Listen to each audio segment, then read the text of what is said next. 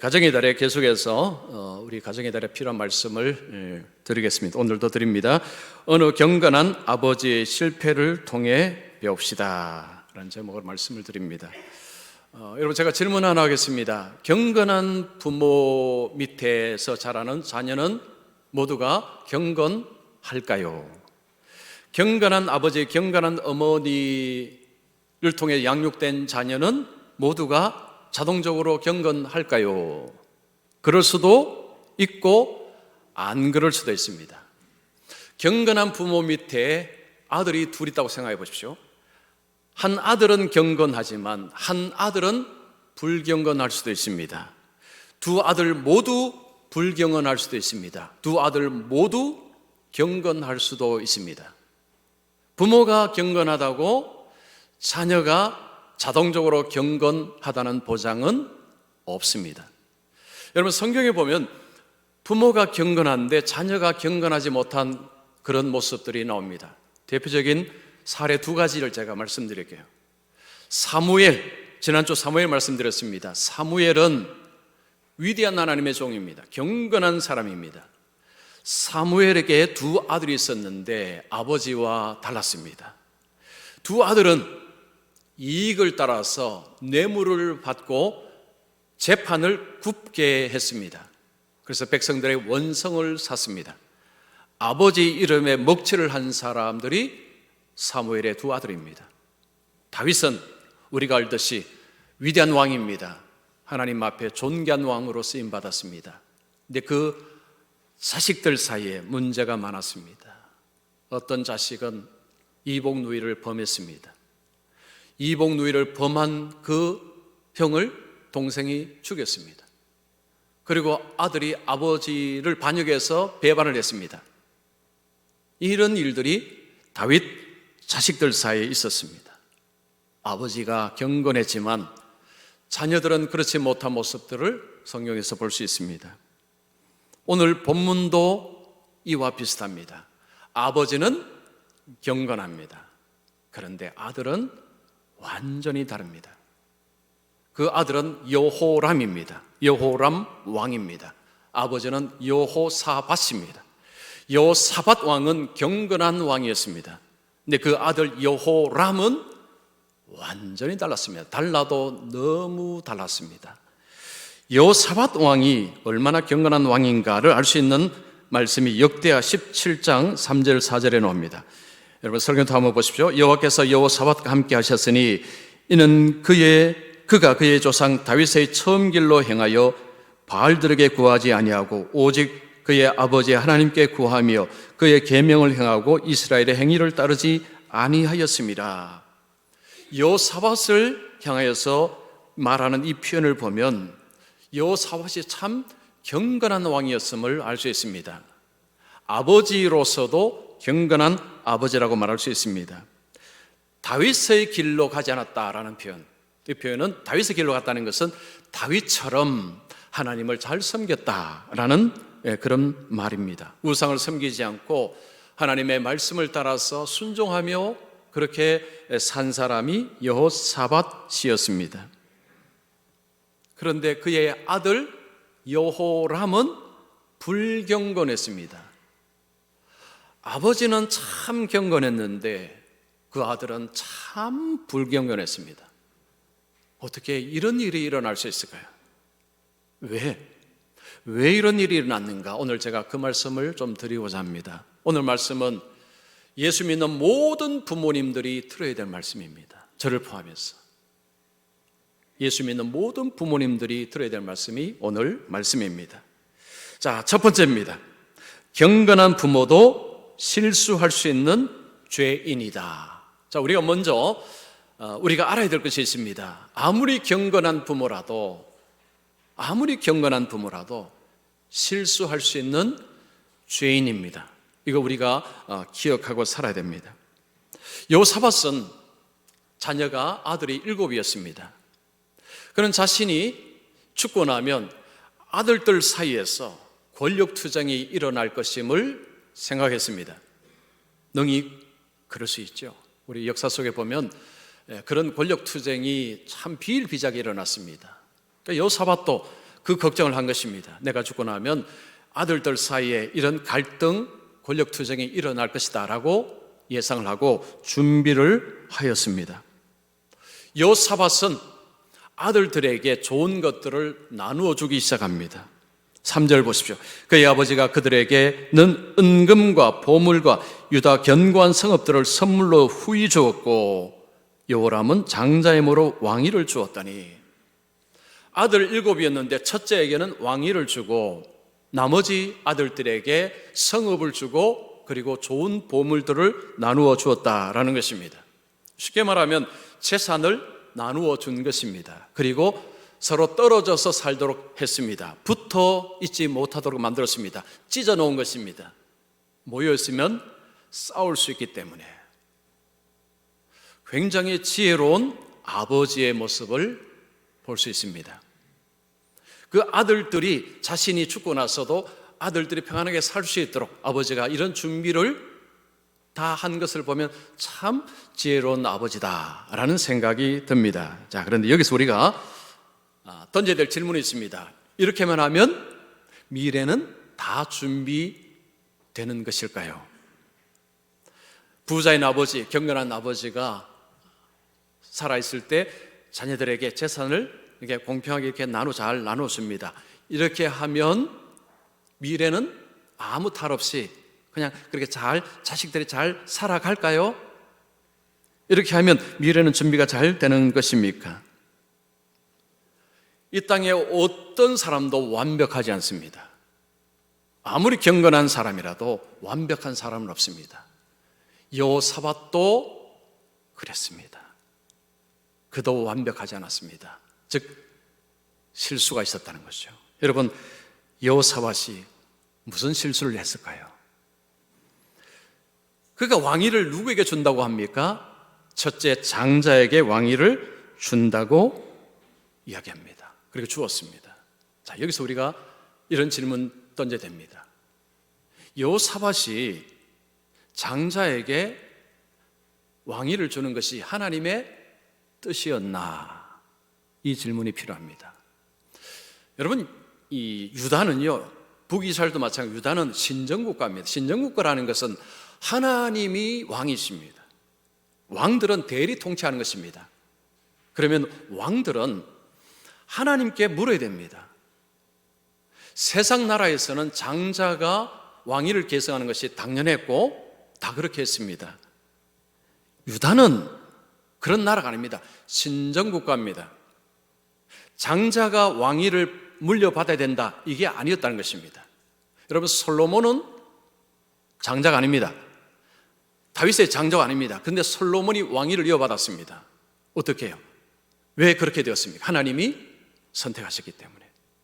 하나님이 그렇게 선택하셨기 때문에 다윗은 솔로몬에게 왕위를 넘겨준 것입니다. 여호사밧은 세상 나아가는 방식대로 첫째에게 그냥 왕위를 주었습니다.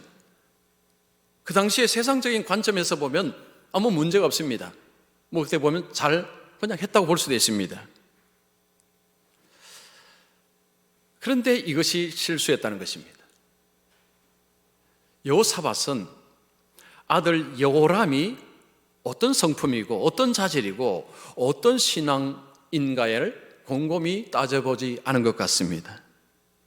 자신의 뒤를 위해서 왕이 될 아들이라면 이 아들이 과연 성품이 어떤지, 그리고 중요한 것은 하나님과의 관계는 어떤지를 살펴보아야 했습니다. 그런데 아버지는 그렇게 하지 않은 것 같습니다. 여러분, 13절에 보면 여호람의 동생들을 하나님이 이렇게 표현합니다. 착한 아우들이라 표현했습니다.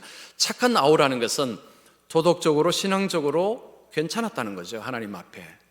그런데 여호람은 그렇지 않았다는 것입니다. 다른 6 동생들은 착했다는 거죠. 하나님 앞에 착했는데 여호람은 하나님 앞에서 착하지 않았다는 것입니다. 여호사밧은 자신의 재산을 나누어 주고 그리고 성읍도 나누어 주고 첫째에게 왕위를 주면서 이런 생각했을 것입니다. 이제는 내가 할 일 다 했다. 이제는 할 일을 다 했다. 이제는 내가 죽어도 별 문제가 없을 것이다. 이런 생각을 했을 것입니다. 그런데 그가 죽고 나서 어떤 일이 벌어졌습니까? 그가 기대한 대로 자식들은 편안하게 그렇게 그냥 각기 살기를 잘 살았습니까? 아니요, 그렇지 않습니다. 완전히 정반대 현상이 일어났습니다. 아버지가 기대한 것하고 완전히 반대 현상이 일어났습니다. 여호람이 왕이 되자 그 동생을 다 죽였습니다. 4절 보십시오. 여호람이 그의 아버지의 왕국을 다스리게 되어 세력을 얻은 후에 그의 모든 아우들과 이스라엘 방백들 중 몇 사람을 칼로 죽였더라. 여호람은 자신이 왕이 되고 이제 힘을 좀 얻자 동생을 다 찾아가서 다 죽입니다. 동생만 죽이지 않습니다. 그 동생과 함께 있는 사람들이죠. 그 지방에 아마도 지도자들 같습니다. 그들도 다 죽였습니다. 왜 죽였을까요? 정적이라고 생각한 것입니다. 자, 그러면 동생들이 그 지도자들과 힘을 합해서 형께 무슨 반역을 행했을까요? 그런 조짐이 없습니다. 13절에 착한 아우들이라는 이 표현은 뭘 의미하느냐 하면 동생들이 형에게 대해서 무슨 악을 행하지 않았다는 것입니다. 그런데 이 형이 앞서서 동생을 다 죽인 것입니다. 권력은 부자지간에도 나누지 않습니다. 권력은 부자지간에도 못 나눕니다. 권력이 이렇게 무서운 것입니다. 여호람은 왕으로서 다스릴 때 아버지와 너무 안 닮았습니다. 누구를 닮았느냐? 북쪽 왕들 닮았습니다. 6절 보십시오. 그가 이스라엘 왕들의 길로 행하여 아합의 집과 같이 하였으니, 이스라엘 왕들은 북쪽 이스라엘, 북이스라엘 남유다가 있습니다. 남유다의 왕이 북쪽 이스라엘의 왕들을 닮았는데 특히 누구를 닮았느냐? 아합을 닮았습니다. 아합은 북쪽 왕들 중에서도 거의 최악입니다. 거의 최악입니다. 이 최악의 왕을 누가 닮았느냐?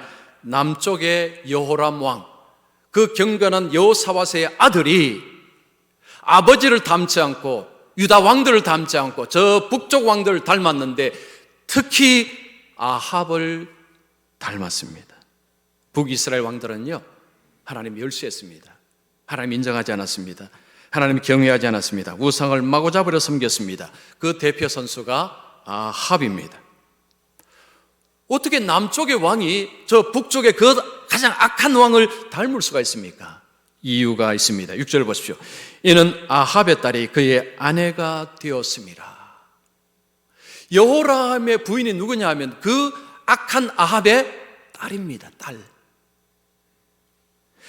여호람의 부인이 아합의 딸이랍니다. 여러분, 그 딸이 시집을 올 때 몸만 왔습니까?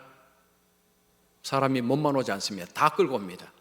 자기가 섬기는 신도 끌고 오고 자기 가치관도 끌고 오고 자기 문화도 끌고 오고 다 끌고 옵니다. 다 끌고 온 것입니다. 그 아합의 딸이 들어와서는 망쳐 놓기 시작하는 것입니다. 자, 어떻게 그 경건한 여호사밧이 아니 그렇게 불경건한 아합과 이게 사돈을 맺을 수 있는가? 여러분, 이게 어떻게 가능할까요? 어떻게 이게 가능합니까? 이게 납득이 되십니까? 제 머리로는 납득이 전혀 안 되었습니다. 나중에 납득이 되었습니다. 여러분, 정치는 교회에서도 이야기하지 말라고 얘기합니다. 신앙으로 하나 되었다가도 정치 이야기하면 갈라집니다. 그만큼 정치가 힘이 세고 이 정치가 들어가면 그 앞에서 신앙은 아주 쪼그라듭니다. 여호사밧하고 아합이 결혼 동맹을 맺은 것입니다. 정치적인 이해관계 때문에. 18장에 보면 이런 말씀이 있습니다. 여호사밧이 부귀와 영광을 크게 떨쳤고 아합 가문과 혼인함으로 인척관계를 맺었더라.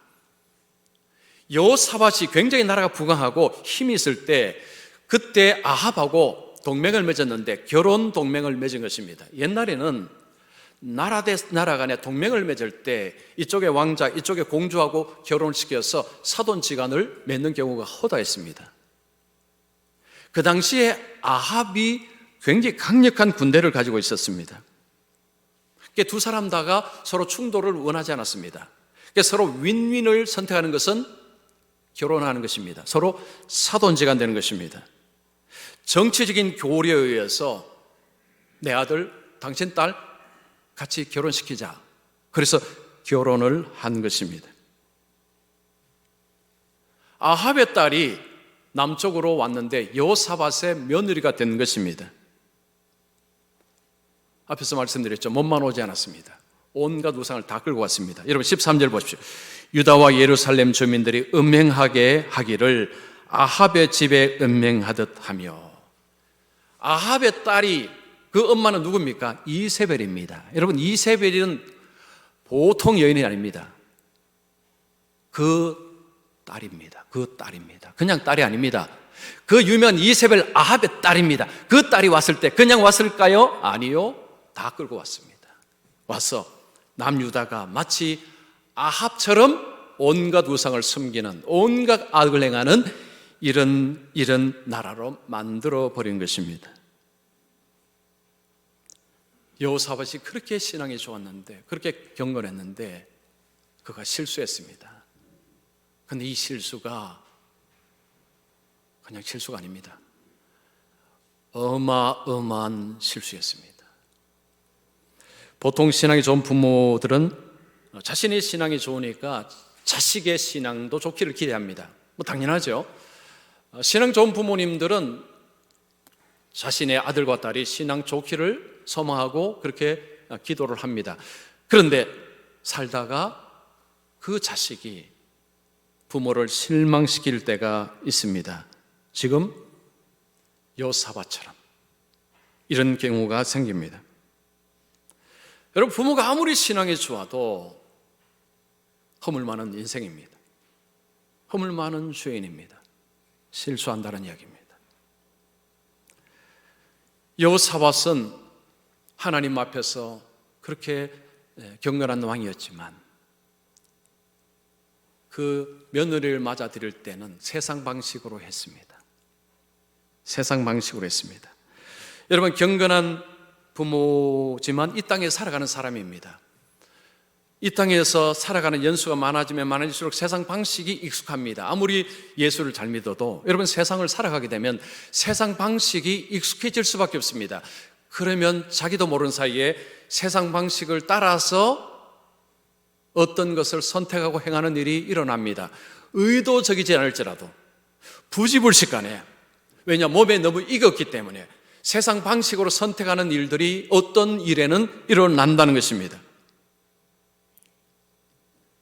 그것이 바로 내 명철을 의지하는 것입니다. 여러분 잠언 3장 5절 말씀, 자 우리 같이 읽습니다. 시작. 너는 마음을 다하여 여호와를 신뢰하고 내 명철을 의지하지 말라. 내 명철이라는 것은 내 지식, 내 경험, 내 생각. 근데 그게 뭐냐면 세상적인 방식입니다. 내 명철을 의지하지 말라. 마음을 다하여 여호와를 신뢰하고. 근데 말씀은 좋지만 현실에서 쉽지 않습니다. 세상 방식이 훨씬 더 익숙합니다. 의도적이지 않는 가운데서 우리는 세상 방식으로 어떤 것을 선택하고 그렇게 살아가는 경우가 있습니다. 자, 우리 부모님들 한번 생각해 보십시오. 자녀를 지금까지 양육해 오실 때 자녀가 크든지 어리든지 자녀를 양육하는 가운데서 하나님이 기뻐하지 않는 하나님의 방식이 아닌 세상 방식으로 양육한 적이 한 번도 없으십니까? 그런 분은 한 분도 안 계실 것입니다. 아마 나는 성령적으로 양육했다고 스스로는 생각하지만 막상 분석에 들어가면 그 안에 세상 방식이 더덕더덕 붙어 있을 것입니다. 그런데 거기에 문제 불씨가 들어와 있습니다. 거기에 문제 불씨가 그 속에 들어와 있다는 것입니다. 부모는 의도한 것이 아닙니다. 의도하지 않았는데 사실은 문제 불씨를 부모가 심어 놓는 것입니다. 지금 여호사밧처럼. 여러분 우리가 아무리 예수를 잘 믿는다 애를 써도 우리는 어차피 한계를 가진 죄인입니다. 어쩔 수 없습니다. 그래서 우리 자신을 돌아볼 때 나는 내 자녀들에게 내 명철을 가지고 자녀를 양육한 것이 없는지 살펴봐야 됩니다. 이거 살펴보지 못하면 전부 하나님께 덤탱이 다 시킵니다. 내가 그렇게 기도 많이 했는데 어떻게 이러실 수 있습니까? 이렇게 되어버립니다. 여러분, 자신을 살펴보시기 바랍니다. 두 번째입니다. 불경건한 자녀는 하나님의 징계를 받습니다. 여호람이 8년을 나라를 다스리고 그의 아버지는 25년을 다스렸습니다. 그 8년 동안 아버지가 이루어 놓은 것을 다 무너뜨렸습니다. 여러분, 세우는 데는 시간이 걸리지만 무너뜨리는 데는요 순식간입니다. 아버지가 세운 것 아들이 그냥 다 허물어뜨렸습니다. 이 정도 되면 쿠데타가 일어나기 딱 좋은 환경입니다. 백성들은 이 왕을 존경하지 않습니다. 그러면 보통 쿠데타가 일어납니다. 여러분, 북쪽이 그랬습니다. 북쪽 이스라엘에는 쿠데타가 계속 일어났습니다. 왕이 잘못할 때 쿠데타가 일어나서 왕조가 바뀌었습니다. 그런데 남쪽에서는 왕조가 안 바뀌었습니다. 그 말은 다윗의 후손이 계속해서 왕이 올랐다는 것입니다. 어떻게 이런 일이 일어날 수 있었느냐? 이유가 있습니다. 여러분 8절 보십시오. 여호와께서 다윗의 집을 멸하기를 즐겨하지 아니하셨으면 이전에 다윗과 더불어 언약을 세우시고 또 다윗과 그의 자손에게 항상 등불을 주겠다고 말씀하셨음이더라. 여호람이 이렇게 잘못하는데도 하나님은 왕조를 갈아엎지 아니하시겠다는 것입니다. 왜냐하면 그의 조상 다윗과 맺은 언약 때문에. 다윗에게 무슨 약속이 있습니까? 내 집과 내 나라가 내 앞에서 영원히 보존되고 내 왕위가 영원히 견고하리라. 다윗에게 주신 약속입니다. 내 후손이 계속해서 왕위에 앉을 것이다. 그 약속입니다.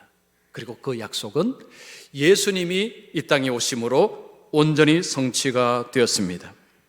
여호람은 정말 나쁜 왕이었습니다. 그런데 왕조가 사라지지 않았습니다.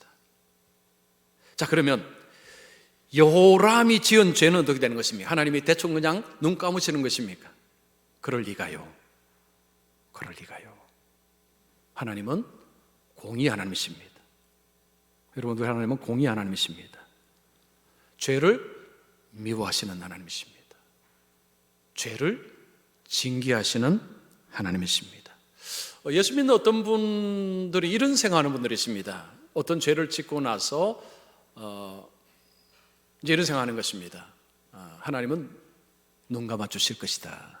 혹시 여러분 그런 생각 해본 적이 없습니까? 잘못을 저지르고 나서 하나님께서 눈 감아 주시면 좋겠다. 왜 이런 생각할까요? 예수님이 십자가에서 나의 모든 죄를 다 덮어쓰시고 죽으셨다고 생각을 하는 것입니다. 그래서 죄가 별 문제가 안 된다고 생각을 합니다.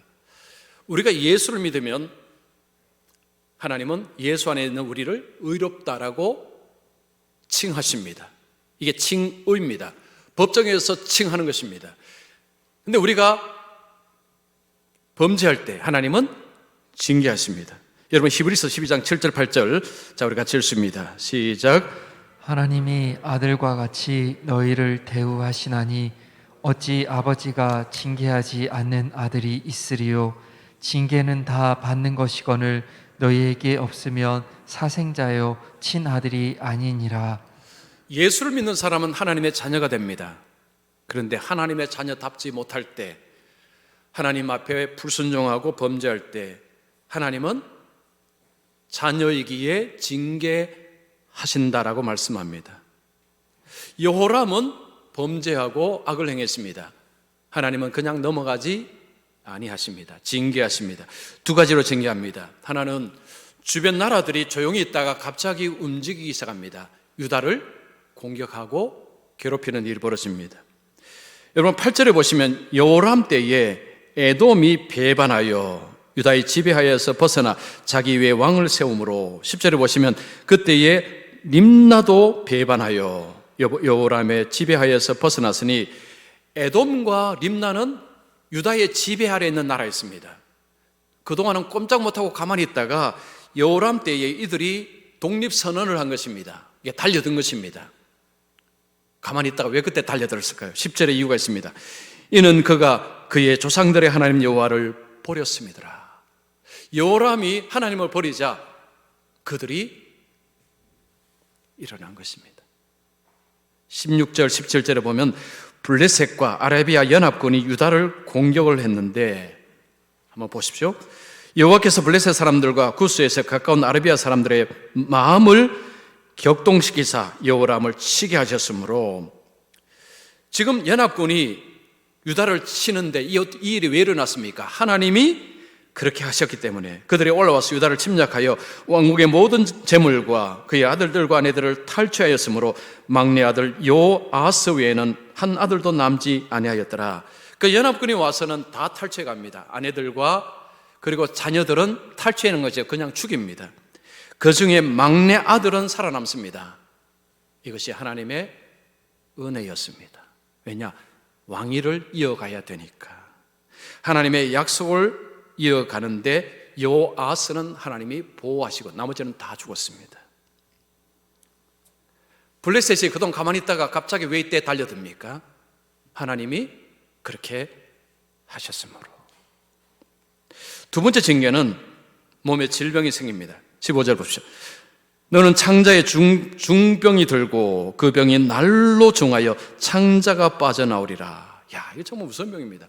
여러분, 창자에 그냥 병이 아니고 중병, 중한 병입니다. 그리고 나중에는 몸 밖으로 창자가 빠져나온다고 이야기합니다. 이게 몸이 썩어버린 것입니다. 19절 보십시오. 여러 날 후 2년 만에 그의 창자가 그 병으로 말미암아 빠져나오매 그가 그 심한 병으로 죽으니, 심한 병으로 죽는다는 것은 고통 가운데, 극심한 고통 가운데 죽었다는 것입니다. 2년 만에, 아프고 2년이라는 기간이 있었습니다. 그때 뭐 해야 됩니까? 회개해야 됩니다. 그런데 그는 하지 않았습니다. 하나님을 두려워하지 않았습니다. 여러분, 이게 끝이 아닙니다. 그의 삶에 정말 비참한 것은 그 뒤에 나옵니다. 여러분, 19절 보십시오. 백성이 그들의 조상들에게 분향하던 것 같이 그에게 분향하지 아니하였으며, 20절, 아끼는 자 없이 세상을 떠났으며, 백성들 누구도 여호람의 죽음을 애석해 하지 않았습니다. 누구도 눈물 흘리지 않았다는 것입니다. 여기서 끝이 아닙니다. 21절 보십시오. 무리가 그를 다윗성에 장사였으나 열왕의 묘실에는 두지 아니하였더라. 왕들의 묘지에 그를 묻지 않았다는 것입니다. 이 말은 백성들이 여호람을 왕으로 인정하지 않았다는 것입니다. 여호람은 8년 동안 유다의 왕이었습니다. 그런데 백성들의 마음속에는 저 사람은 왕이 아니다, 저 인간은 우리의 왕이 아니다, 이랬다는 것입니다. 그가 죽자 이 사람은 우리의 왕이 아니다, 저 열왕의 묘실에 묻지 말자라고 한 것입니다. 치욕입니다. 여호람의 인생은 실패한 인생입니다. 실패도 완전히 실패했습니다. 그냥 완전한 실패작이 여호람의 인생입니다. 그의 아버지 여호사밧은 엄청난 왕이었습니다. 경건한 왕이었습니다. 그러나 그 아들은 그냥 조금 모상이 아니고요, 완전히 실패했습니다. 완전히 실패했습니다. 그 아버지가 살아있을 때 그런 일이 있으면 아마 뒷목 잡고 쓰러졌을 것입니다. 이런 부모는 자녀가 이 땅에서 성공적인 삶을 살기를 원합니다. 모든 부모가 똑같은 마음입니다. 여러분, 내가 키우는 내 자녀가 세상에서 잘 되기를 원하는 마음 모든 부모에게 다 있습니다. 그런데 우리가 한 가지 놓치는 것이 있습니다. 세상에서 성공적인 삶을 살기 이전에 하나님 앞에서 성공자가 되어야 합니다. 이게 우선순위입니다. 여러분, 두 마리 토끼를 다 잡기를 원한다면요, 우선순위 첫 번째는 하나님 앞에 성공자가 되고 그 다음에 세상의 성공자가 되어야 됩니다. 이게 순서가 맞습니다. 근데 세상의 성공자가 되면 하나님을 떠나는 경우가 허다합니다. 많습니다. 그래서 부모는 우리 자녀가 세상에서 성공적인 삶을 살도록 뒷받침하는 것만 해서는 안 됩니다. 그 전에 하나님 앞에서 성공자가 되도록 뒷받침을 하셔야 됩니다. 보통 부모님들이 자녀들이 교회 다니면 안심합니다. 교회를 제가 가면 내 아이들 교회 가니까 안심해 버립니다. 안심하지 마세요. 여러분, 안심하지 마십시오. 교회 다니는 걸로 안심하지 마시고 내 아이가 하나님을 어떻게 여기는지를 보셔야 됩니다. 내 아이가 하나님을 어떻게 여기는지, 어떻게 생각하는지를 확인하셔야 됩니다. 그 확인하는 거 어렵지 않습니다. 그냥 이야기해 보시면 알 수 있습니다. 여러분, 우리의 자녀가 하나님에 대해서 알아야 될 중에 가장 핵심은 하나님을 두려워하는 것입니다. 여호와를 경외하는 것이 지식의 근본입니다. 인생의 근본입니다. 여러분, 우리의 자녀가 하나님을 두려워하면 이미 반은 성공한 것입니다. 다른 것은 부족해도 하나님을 두려워하면요, 이미 반은 성공하신 것입니다. 제 이야기 몇 번 말씀드렸지만 또 한 번 하겠습니다. 그래서 저는 목사 아들로 자라서 2대째 목사가 됐습니다. 저를 모르는 분들은 이런 이야기하면 목사 아들 자라나서 그냥 이렇게 그냥 그래서 어릴 때부터 목사가 되겠다 하고 그렇게 목사가 되고 이렇게 된 줄로 생각합니다. 아니요, 그렇지 않습니다. 저도 중간에 목사가 되기 싫었고 회의하고 갈등을 겪었습니다. 그런데 어릴 때 제 마음속에 심겨진 게 뭐냐면 하나님이 무섭다라는 의식이 어릴 때부터 제 마음속에 있었습니다. 그 지금도 마찬가지입니다. 저는 지금도 하나님이 무섭습니다. 제가 종종 자주 말씀드렸죠. 왜 그 마음이 생기는지 저는 잘 모르겠습니다. 어릴 때부터 하나님이 참 무서웠습니다. 그래서 어떤 테두리를 벗어날 수가 없었습니다. 왜냐하면 무서웠어요.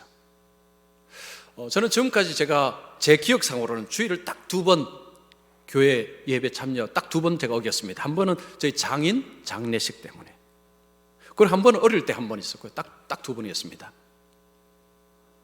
지금 저도 이제 50대 중반 후반입니다. 딱 2번, 어떻게 2번을 빠질 수가 있습니까? 그만큼 제가 하나님을 두려워했다는 거죠. 그렇다고 예배를 열심히 들어와서 잘 섬기고 말씀 잘 듣고 그렇지도 않았습니다. 근데 어쨌든 주일날 예배는요, 제가 칼같이 지켰습니다. 왜냐, 하나님이 무서웠어. 그게 하나의 테두리였습니다. 그러다가 하나님이 부르심을 받고 제가 이해하고 목사가 되었습니다. 그때도 무서워서 이해했습니다. 안 무서웠으면 아마 제가 노했을 것입니다. 시골 목사의 어려움을 제가 너무 잘 알기 때문에 정말 저는 안 하고 싶었는데 무서워서 제가 오라 해서 그냥 이해하고 왔습니다. 와보니까 너무 좋아요. 와보니까 너무 좋습니다. 여러분, 하나님을 두려워한다는 것은 이미 반은 성공한 것입니다. 그러면 어느 틀 가운데 머물러 있습니다. 물론 부족한 것도 많고 여러 가지 있지만요, 그래도 그 틀 안에 있습니다. 왜냐, 하나님이 무서워서 그 틀을 벗어날 수가 없습니다. 그러다가 하나님 은혜가 임하면 이제 제대로 쑥 들어오는 것입니다. 그래서 우리 부모님들이 자녀들을 도울 때 물론 많은 것을 다 가르칠 수는 없습니다. 어떻게 다 하겠습니까? 근데 이 하나만, 야, 나는 정말 하나님이 무섭다. 나 정말 하나님이 무섭단다. 너도 하나님이 무서웠으면 좋겠다. 요거 하나만 가르치십시오. 다른 거 부족해도 이것만 있어도 괜찮습니다. 그런데 지금 여호람은 전혀 하나님 두려워하지 않습니다. 그리고 오늘날 세상을 보면 하나님을 두려워하지 않습니다. 하나님을 친구처럼 그냥 너무 쉽게 만만하게 생각하는 사람들이 너무 많습니다. 신앙은요, 씨 뿌리는 것, 심는 것하고 비슷합니다. 하루아침에 갑자기 좋은 신앙인데 그건 좀 위험합니다. 어차피 천천히 가는 것입니다. 자, 말씀 갈라디아서 6장 8절 말씀. 자, 우리 같이 읽습니다. 시작. 자기의 육체를 위하여 심는 자는 육체로부터 썩어질 것을 거두고 성령을 위하여 심는 자는 성령으로부터 영생을 거두리라. 이거 보십시오. 성령을 위하여 심는다는 것은 주님의 말씀으로 사는 것입니다. 우리는 다 부족합니다. 말씀대로 어떻게 다 삽니까? 여러분, 신앙은요, 장거리 경주입니다. 마라톤입니다. 내일 갑자기 무슨 쇼부 보는 게 아닙니다. 비가 오나 눈이 오나 바람이 부나 이 길을 가는 것입니다. 그냥 가는 거예요. 가다 보면 은혜가 임하고, 가다 보면 좋은 것이 임하고, 가다 보면 거기에 임하는 것이 이제 다른 데 가면 없어요. 다른 데 가면 있는 게 아니고 오히려 징계가 임합니다. 그래서 우리는 처음부터 끝까지 뜨거워서 하나님을 섬기는 사람 아무도 없고요. 우리의 신앙이라는 게 때로는 왔다 갔다 합니다. 그래도 그 틀 안에 머무셔야 됩니다. 그리고 계속 가셔야 돼요. 계속 가셔야 됩니다. 우리의 자녀가 그렇게 갈 수 있도록 부모님들이 도우셔야 됩니다. 그래서 여러분 자녀를 위해서 기도하실 것입니다. 그냥 내 자녀 혹시 예수 안 믿으면 구원시켜 주시옵소서라고 기도하실 텐데 그 기도만 하시지 마시고 이 기도도 하십시오. 하나님, 우리 아이가 하나님을 두려워하지 않는데 어떻게 하면 하나님을 두려워할 수 있는 그 마음을 심어줄 수 있습니까? 제가 어떻게 하면 됩니까? 하나님, 저에게 알려주시옵소서. 보통 부모님들이 이 기도를 잘 안 하시는 것 같아요. 그냥 자녀가 그냥 구원받게 해달라 그 기도만 하시는데 그 기도만 하지 마시고 부모로서의 책임입니다. 내 자녀가 나이가 어떻게 되든지 간에요, 정말로 하나님을 두려워하고 할 수 있는, 그럼 내가 어떻게 해야 되는지 하나님 가르쳐 주시옵소서. 이 기도도 같이 하십시오. 부모의 책임입니다. 부모가 마땅히 해야 될 것입니다.